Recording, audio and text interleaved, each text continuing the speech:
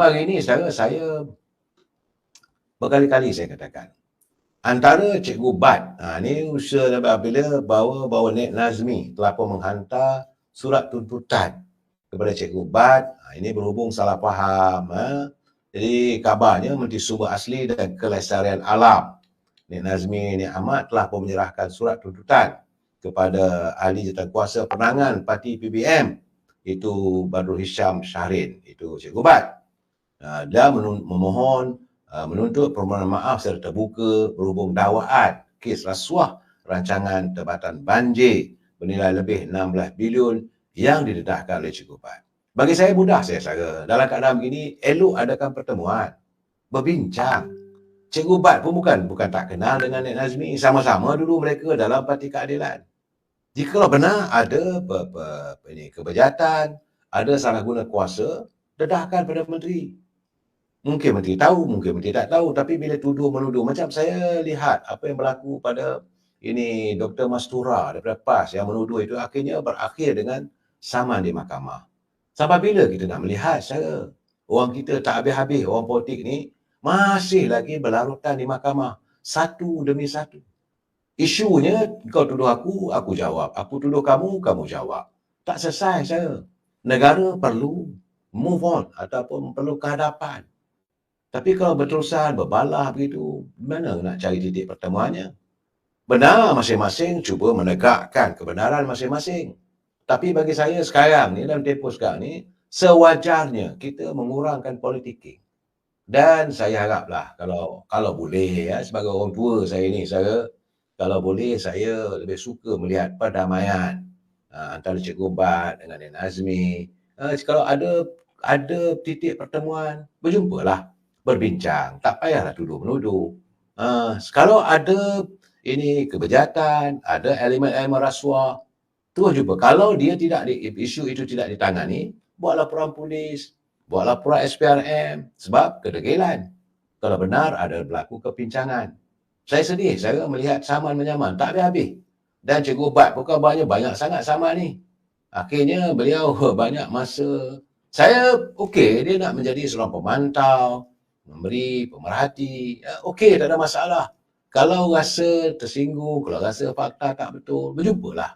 Saya lebih suka begitu. Kita carilah titik perdamaian. Tapi bagaimanapun, hari ini masih lagi kita berdengung apabila tiba-tiba saja mantan Perdana Menteri kita, Dr. Mahathir, menyonsong pelbagai kenyataan. Akhirnya, Ketua Sisa Politik Dr. Anwar Ibrahim menyatakan bahawa kenyataan Dr. Mahathir dilihat agak sombong. Dia serupa kenyataan yang dilontarkan Dr. Mahathir 2-3 hari lepas, katanya bernada sindiran supaya tahan reman semua orang yang memiliki pangkat tun jika mereka enggan mendedahkan hasil kekayaan. Kata saudara Datuk Seri Samsul Iskandar Ahmad Hakim selaku sisa politik kanan kepada Perdana Menteri, dia kata kenyataan Dr. Mahathir itu menunjukkan kesombongan. Ini kerana Suruhanjaya Pencegah Rasuah Malaysia sedang menyiasat rakan baiknya itu Dr. Daim atas kes pengubahan wang haram. Jadi semua orang, termasuk mereka yang memiliki pangkat tun, tidak berada di atas undang-undang katanya. Tidak siapa, no one is above the law, saudara. Tidak ada siapa pun mengatasi undang-undang. Umum mengetahui mengapa Dr. Mahathir membuat kenyataan sebegini. Kerana kata dari saudara Datuk Seri Samsul Iskandar, dia sememangnya tidak senang dengan Dr. Anwar Ibrahim sejak tahun 1998 lagi. Ya, saudara. Jadi kerana keengganan Dr. Anwar Ibrahim ketika itu menjadi Menteri Kewangan untuk menyelamatkan syarikat-syarikat milik anak-anaknya. Dan sekarang dia dah mula terbuka satu demi satu. Ini yang tidak menyenangkan kita, malu kita sama Melayu berbalah. Itu Dr. Mahathir pun sepatutnya tak payahlah nak komen.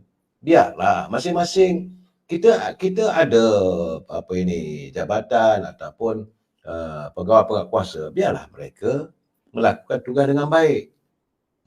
Sebab saudara apabila dilaporkan oleh media, Dr. Mahathir menyindir, saudara, dia kata dia bersetuju mereka yang pangkat tun juga perlu disiasat sekiranya gagal menjelaskan sumber kekayaan mereka. Itu kenyataan bagi saya berupa sindiran, bukan satu keikhlasan. Semua orang tahu Dr. Mahathir cara dia bila bercakap tu penuh dengan sindiran. Saudara Azminuddin kata mereka tak heran kena saman. Katanya kalau ini pemain media sosial kena saman dan sebagainya, kata Azminuddin, mereka tak heran sebab parti mereka akan mempertahankan. Jadi dalam keadaan begitu, saya kenyataan daripada saudara Samsul Iskandar memang jelas bila dia menyanggah kenyataan Dr. Mahathir. Sebab itu dia minta, kalau itu keadaannya, Dr. Mahathir minta diri jadi siasat lah. Dan sudah sampai masanya agar Badan Pencegah Rasuah SPRM juga menyiasat Dr. Mahathir. Apa ada masalah? Mantan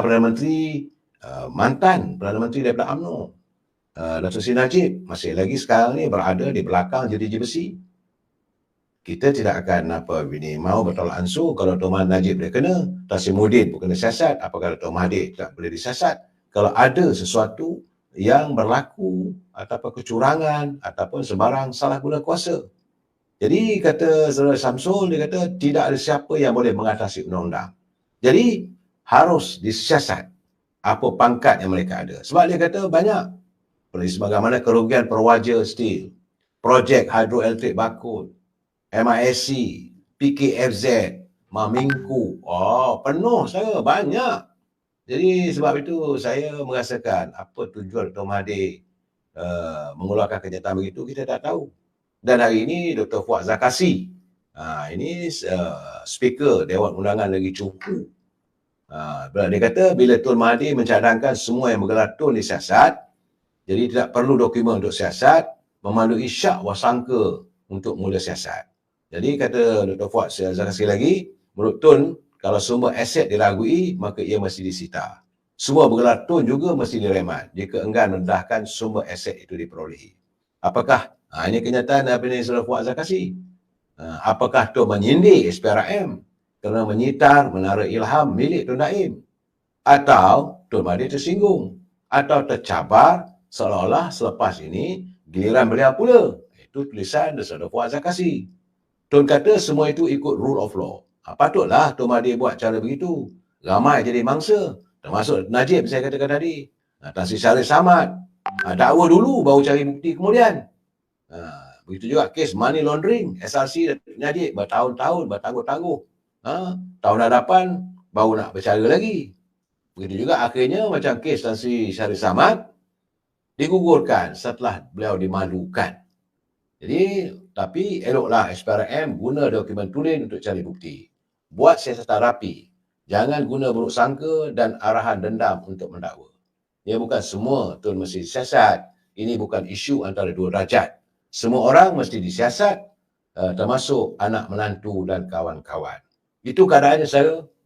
Akhirnya Tun sekali lagi mengundang serangan daripada pimpinan UMNO, pimpinan daripada Parti Keadilan, pimpinan kerajaan hari ini. Dan hari ini saya selama 4-5 hari heboh cerita Tun Daim apabila bangunan miliknya disita oleh SPRM. Hari ini Tun Daim membuat kenyataan. Beliau menafikan perbuatan rasuah. Katanya tidak ada sebarang perbuatan rasuah atau salah laku dalam apa juga bentuk oleh beliau atau keluarganya. Itu kenyataannya. Dan beliau menyifatkan siasatan oleh SPRM sebagai berniat jahat. Menurut Tun Daim, dia kata sehingga hari ini beliau tidak dimaklumkan oleh SPRM tentang kesalahan yang didakwa dilakukan. Namun terhadap usaha terancam katanya untuk memburukkan saya dengan mengeluarkan maklumat salah dan tanggapan tidak berasas terhadap saya. Ini kenyataan Tun Daim saya hari ini yang dikeluarkan dalam semua media. Dan katanya beliau memberikan kerjasama penuh dengan SPRM dan kerap berkomunikasi dengan agensi itu melalui peguam. Oleh itu adalah salah nyata bagi sumber SPRM untuk mendakwa bahawa saya tidak membuat pendedahan yang betul mengenai butiran kewangan yang dituntut oleh SPRM. Saya mengulangi katanya bahawa semua yang diminta secara bertulis oleh SPRM telah didedahkan dan mengikut undang-undang katanya. Beliau turut mengkritik yang membawa Perdana Menteri Datuk Seri Anwar Ibrahim kerana didakwa mengeluarkan kenyataan tanpa asas berhubung siasatan itu untuk memburukkan kredibilitinya. Katanya lah saya. Jadi katanya tindakan sesuai akan dia ambil. Dan perkara itu selepas berbincang dengan peguamnya. Itu juga SPRM sebelum ini menyita Menara Ilham di Jalan Binjai. Juga beliau akan bincang dengan peguam untuk mengambil tindakan undang-undang. Jadi saya melihat sekarang ni, macam mana saya katakan semalam, the beginning of the war, political war lah, bukan perang secara peribadi, peperangan politik sedang terbina antara Dr. Tun Daim dengan Perdana Menteri. Sebab beliau mengatakan bahawa Dato' Seri Anwar Ibrahim memang memusuhi beliau sejak tahun 1998. Jadi sebab itu dia kata, merujuk pada kenyataan Dato' Seri Anwar, is an open secret someone had raped so much well. Pada 22 Disember lalu, beliau menyifatkan ia sebagai sindiran yang tidak berasas, yang memberi gambaran beliau sudah bersalah walaupun siasatan sedang berjalan. Tindakan itu bukan saja menunjukkan beliau tergugat dengan saya, malah mendedahkan beliau menyalahguna kedudukannya sebagai Perdana Menteri kerana mencampuri urusan SPRM. Jadi beliau turut mendedahkan SPRM tidak pernah mendedahkan kesalahan yang didakwa terkait dengan dirinya meskipun sudah membangkitkan persoalan itu secara bertulis kepada Badan Penguatkuasa Terbabit. Jadi keadaan ini sekarang ni, peperangan, Dato' Tun Daim akan mula kenyataan yang Muhammad Seri Anwar Ibrahim. Cuma saya yakin bahawa dalam soal begini, Dato' Seri Anwar Ibrahim beliau tetap tegas untuk tidak berkompromi. Itu keadaan saya